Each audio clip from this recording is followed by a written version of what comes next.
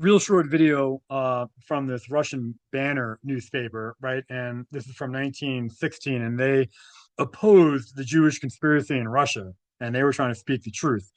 And on the right, there's just a small translation of part of an article just showing that they were Christian. All Russians were Christian, just like the Germans were Christian, just like all white Europeans were Christian for all of history until recent times. But so I just wanted to point that out. You can read that on the right. And then here, I'm just going to read just a little bit of it, that you can read the rest. It did not translate great, but this is, I don't know if this was a real discussion. I feel this was a like our sarcastic story that was being told here about the Jews. So, and because it's talking about the quote unquote refugees, right? We're always hear about refugees, even today, 110 years later, they're talking about refugees. They're always freaking Jews, right? They're not refugees, they're invaders. So it says the meeting hall of a charitable society caring exclusively for sheep of the Jewish breed. A Jew of Methuselah's age and a very ritualistic appearance occupies the chair, right? So like the chairman looks like a Jew. Around him, at several tables pushed together, sit Moses, right? More Jews of all colors, red, black, and mottled. Two or three of the most prominent Jews have also squeezed in, listed as Christians according to their passports, right?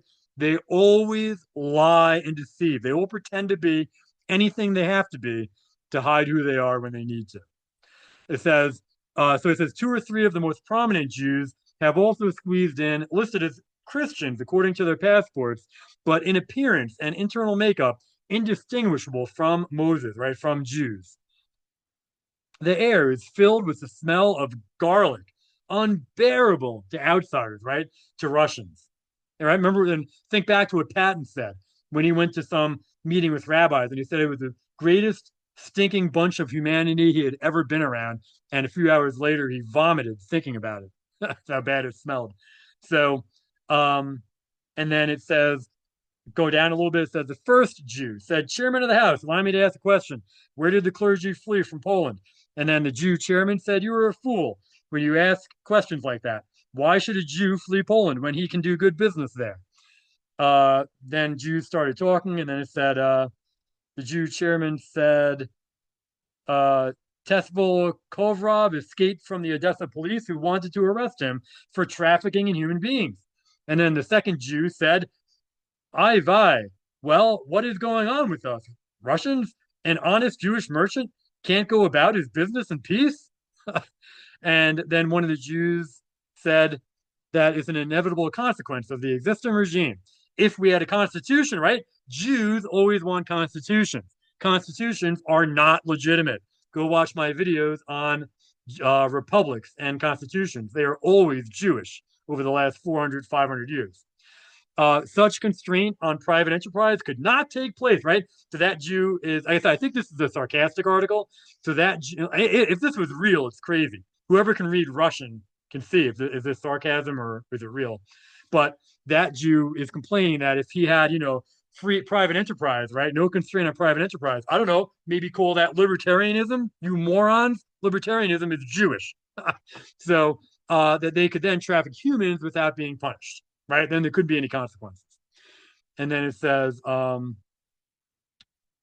then the Jew chairman says, "Very well, very well. You only know how to take money. You can't issue a constitution. Remain quietly in your place."